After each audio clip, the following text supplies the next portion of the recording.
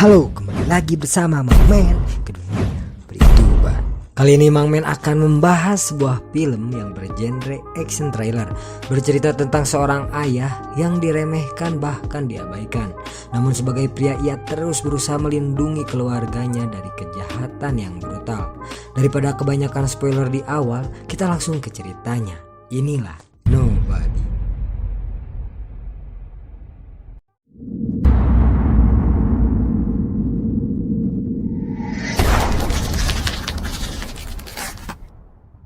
Kisah akan berfokus pada pria paruh baya, Hans Mansell ini orangnya, di mana beliau adalah sosok ayah sekaligus kepala keluarga bagi istrinya dan kedua buah hatinya.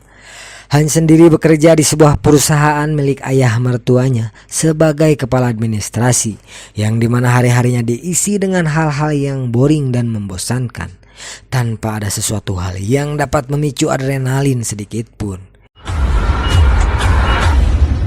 Hingga suatu malam rumah Hans didatangi oleh dua orang perampok, di mana Hans berhasil memergoki mereka yang dengan suatu alasan tertentu Hans pun membiarkan mereka mengambil uang receh yang jumlahnya tidak terlalu banyak. Tak disangka anak sulungnya berhasil menyergap salah satu pencuri dan membuat pencuri yang lain teralihkan perhatiannya. Di sini kita akan melihat Hans mengambil tongkat golf dan berniat untuk memukul salah satu pencuri tadi. Tapi entah dengan alasan apa Hans pun mengurungkan niatnya dan menyuruh anaknya untuk melepaskan pencuri itu dan membiarkan mereka lolos begitu saja. Alhasil anak sulungnya pun kecewa dengan tindakan Hans, ditambah sikap polisi yang seolah menunjukkan sikap kecewa terhadap ayah sepertinya. Tidak dapat dipungkiri, kejadian tersebut pun memberikan dampak negatif yang mana menjadi bukti bahwa sosok Hans sebagai ayah dan sebagai pelindung keluarganya mulai mendapatkan keraguan dari istri dan anak sulungnya, kecuali si bontot yang masih kecil dan tidak tahu apa-apa. Tak cukup sampai di situ, tetangga rumahnya pun mulai memberikan sindiran keras bahwa apabila rumahnya kemalingan, dia tidak akan diam saja dan akan memberikan sebuah pelajaran kepada para perampok itu. Dan hal itu membuat Hans terganggu. Tak hanya di rumah, di tempat kerjanya pun Hans mendapat perlakuan yang kurang mengenakan dari adik iparnya alias adik istrinya, yang mana dia menyayangkan kejadian semalam dan memberikan Hans sebuah pistol untuk berjaga-jaga. Kemudian Hans pun menyimpan pistol tersebut di dalam kulkas.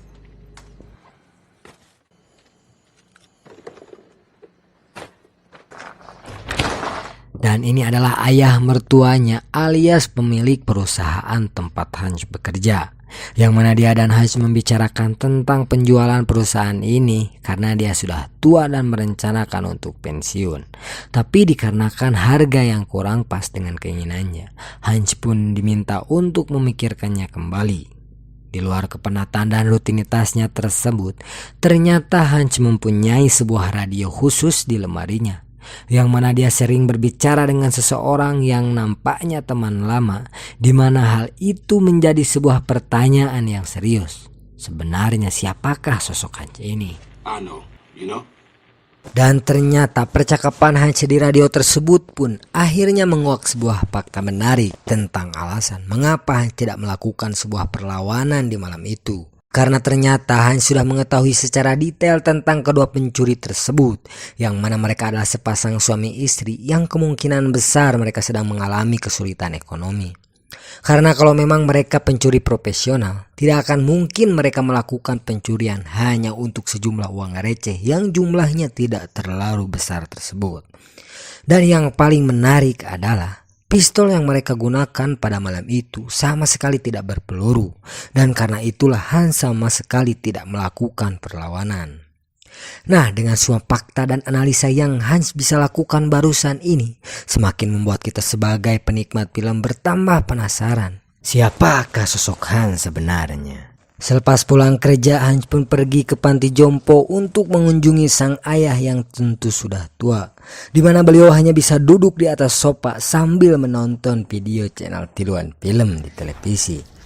Saat pulang, Hans berdiri tepat di depan rumah, di mana dia melihat keluarganya sendiri dan merasa bahwa dia cukup kecewa dengan diri sendiri yang gagal menjadi pelindung bagi keluarganya. Saat masuk rumah, istri dan si sulung pun masih bersikap cuek. Namun ketika si Bontot mengeluhkan tentang kalung kucingnya yang hilang, yang mungkin terbawa oleh kedua pencuri semalam, disitulah Hans benar-benar sangat emosi.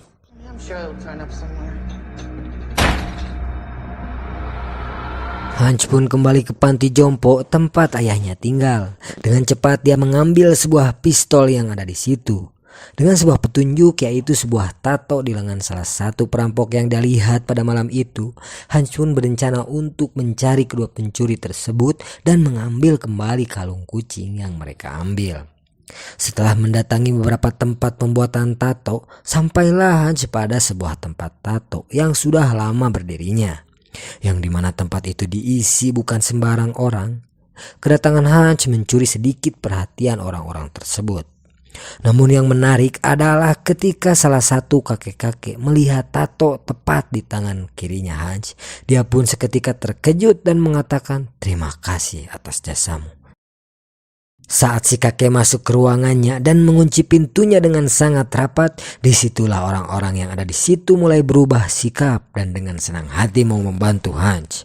Makin membuat penasaran saja nih film. Tak membuang waktu, Hans pun sudah berada di rumah kedua pencuri tersebut, di mana dia muncul seperti siluman orar dan langsung meminta kalung kucing anaknya dikembalikan.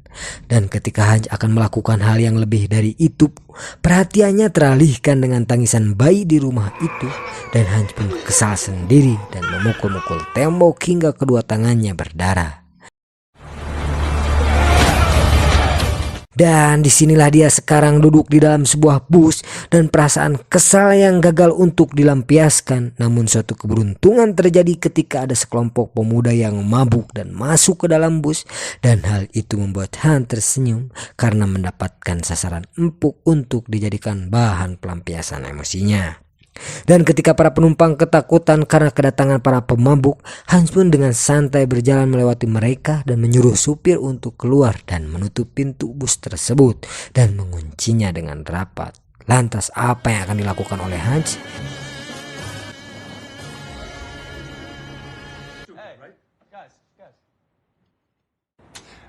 I'm gonna fuck you up. Terjadilah perkelahian antara Hans dan 5 pemuda bertubuh besar, yang dimana Hans yang mempunyai tubuh kurus dengan brutalnya menghajar mereka semua. Dimana adegan ini ditampilkan dengan epik dan sangat memicu adrenalin. Dan sampai sini sudah jelas bahwa Hans bukan siapa-siapa, tapi bukan pria yang sembarangan.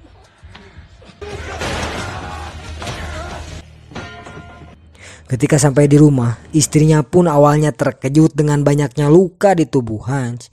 Namun dengan tanpa banyak pertanyaan, dia pun mengobati luka Hans dengan hati-hati dan menemaninya sampai dia tertidur lelap.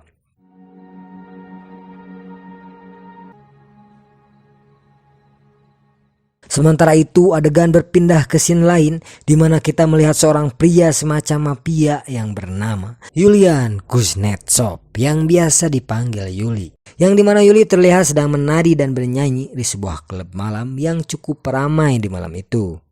Yuli sendiri adalah seorang mafia Rusia yang mempunyai usaha penyimpanan uang, yang dimana semua rekannya sesama mafia mempercayakan semua uangnya untuk disimpan di tempatnya. Dan saat mereka saling berbicara, Yuli pun ditegur oleh salah satu rekan mafianya tentang sikapnya yang dipandang kurang gagah saat tampil di panggung di depan umum. Yang mana itu bisa menurunkan rasa percaya sebagian besar mafia kepada Yuli karena kelakuannya tersebut. Dan tiba-tiba saja Yuli memecahkan sebuah gelas dan menyerang salah satu pengunjung dan menebas lehernya. Dan itu cukup membuktikan bahwa Yuli memang bukan pria sembarangan, dan teman-temannya bisa dengan tenang menyimpan uang mereka di tempatnya. Tak lama Yuli pun mendapatkan telepon bahwa adiknya sedang dirawat di rumah sakit, yang mana ternyata adiknya itu adalah salah satu dari 5 pemuda yang dibantai habis-habisan oleh Hans di dalam bus. Yuli pun marah besar dan mencoba menginterogasi satu persatu teman adiknya tentang siapa yang membuat adiknya seperti itu. Dan salah satu dari temannya itu berhasil mendapatkan kartu identitas kerja milik Hans. Singkat cerita, di pagi hari Hans sudah terlihat segar bugar seperti sedia kala dan tak lama mendapatkan panggilan telepon dari temannya yang selalu menemaninya di radio. Yang mana temannya tersebut memberitahu bahwa salah satu orang yang dia hajar adalah adiknya seorang mafia yang bernama Yuli. Untuk mengetahui siapa si Yuli ini, dia memintanya untuk datang ke tukang cukur. Setibanya di tempat tukang cukur, dia bertemu dengan seorang pria yang cukup penting. Entah siapa itu, tapi sekilas kemungkinan dia mirip dengan anggota agensi yang mungkin saja orang yang mempekerjakan Hans di masa lalu. Dan setelah melihat dokumen tentang Yuli, Hans tidak sedikit pun menyesali perbuatannya semalam dan akan menghadapi setiap kemungkinan resiko yang akan terjadi. Yuli sendiri memberikan kartu identitas kerja milik Hans kepada salah seorang stafnya, di mana stafnya tersebut menyuruh salah seorang kenalannya yang ada di Pentagon untuk melacak alamat dan semua identitas tentang Hans.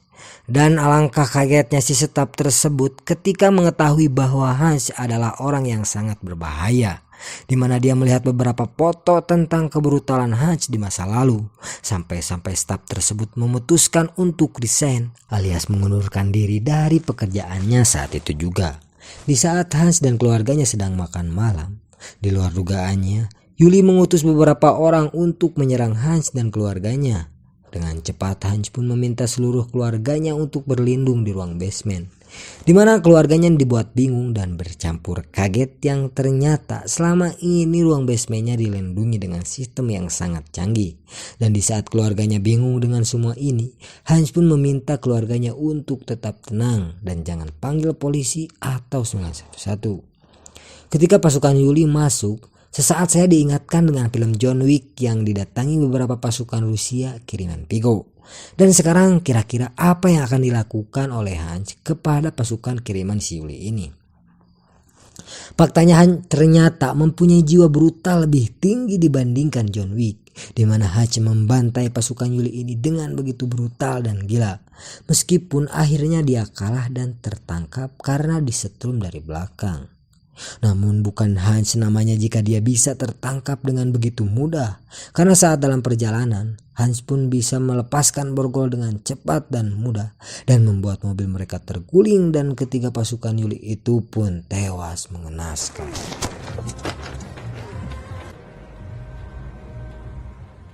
Hans pun kembali ke rumah dan membersihkan diri dan dengan tenang membawa istri dan kedua anaknya keluar. Dan melihat banyak jasad bertebaran di mana-mana dan menyuruh mereka untuk pergi bersembunyi ke tempat aman sampai keadaan benar-benar terkendali. Karena masih bingung dengan apa yang terjadi, si istri pun bertanya apa yang terjadi sebenarnya. Namun Hans dengan santai menjelaskan kepada istri, tetaplah tenang, situasi ini akan segera terkendali. Setelah istri dan kedua anaknya pergi ke tempat aman, Hans pun membuka sebuah kotak yang di dalamnya tersimpan banyak emas batangan dan sejumlah uang yang mungkin sisa hasil kerjaannya di masa lalu.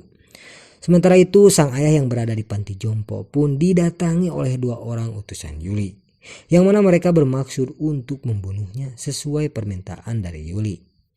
Dan Anda akan terkejut dan tidak menyangka ketika dua orang suruhan Yuli sama sekali tak berkutik ketika ayah Hans yang sudah tua renta lebih berbahaya dari yang dibayangkan.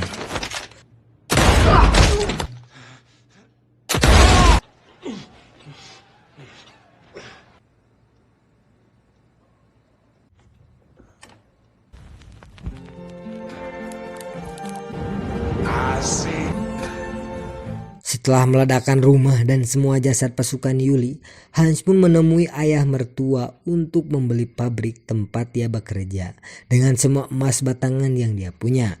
Si adik ipar pun menolak kesepakatan tersebut dan sempat akan memukulnya, namun Hans yang sudah tidak peduli lagi mendahului memukuli adik iparnya tersebut dengan pukulan yang tepat mengenai perutnya dan dia terlihat begitu kesakitan. Kemudian Hans pun memintanya tarik napas pelan-pelan dan duduk dengan manis. Di sisi lain Yuli pun begitu terkejut saat mengetahui semua pasukan kirimannya tewas. Ditambah salah satu pasukannya tersebut adalah asisten kesayangannya. Yuli pun akhirnya mengerahkan semua pasukannya yang ada hanya untuk menangkap satu orang, yaitu Hans Marcel. Hans sendiri terlihat tengah mempersiapkan sebuah rencana, yaitu Hans berniat untuk melakukan sebuah perang terhadap Yuli, yang mana Yuli sudah berani mengirimkan pasukan ke rumahnya. Tanpa ragu dan tanpa rasa takut, Hans pun mendatangi tempat penyimpanan uang Yuli, di mana dia dengan bengisnya membantai puluhan pasukan Yuli yang dilengkapi dengan senjata tanpa rasa ampun sedikit pun. Tak hanya itu, Hans pun membakar semua uang milik anggota mafia yang dititipkan di tempat Yuli, yang mana Yuli pun akan bertanggung jawab atas hilangnya semua uang milik mereka. Dan yang paling gila dari semua itu, Hans pun dengan santainya datang sendirian ke klub milik Yuli, yang mana kita melihat dia tengah asik makan tanpa ada rasa takut sedikit pun terhadap Yuli dan anggota mafianya. Namun di balik aksi nekatnya itu, ternyata Hans pun mempunyai ide brilian, yaitu membawa peledak tepat di atas meja makannya, yang membuat Yuli menyuruh semua orang untuk keluar dari sana. Tanpa banyak basa-basi, Hans pun mengungkap tujuannya datang ke sini, di mana dia menawarkan kepada Yuli sebuah kesepakatan damai untuk tidak lagi mengejarnya dan keluarganya. Hingga sampai saat Hans mengatakan dia sudah membakar semua uang dan usaha milik Yuli. Hans pun menyarankan agar Yuli berhenti dari pekerjaan mafianya dan menjadi orang baru yang lebih baik lagi. Your life far from me and mine. I'll be nearby. Pada saat keluar, Hans pun menunggu apa yang akan diputuskan oleh Yuli. Hingga saat Yuli keluar dan akan mengejarnya, jangan salahkan Hans jika Yuli lebih memilih mati ketimbang berdamai dengannya. Dan terjadilah adegan kejar-kejaran, di mana mobil Hans diberondong ratusan peluru.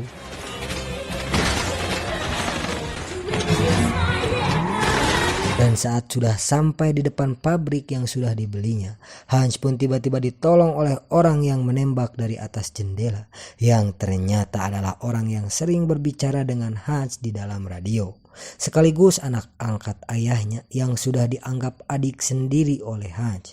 Pria ini bernama Harry. Namun bukan itu yang menjadi kejutan, karena secara tiba-tiba, ya ayah si Hans yang sudah tua renta ini ternyata ikut menolongnya, di mana mereka berdua ikut membantu Hans untuk menghabisi Yuli dan anggota mafia yang jahat ini. If I didn't miss this shit.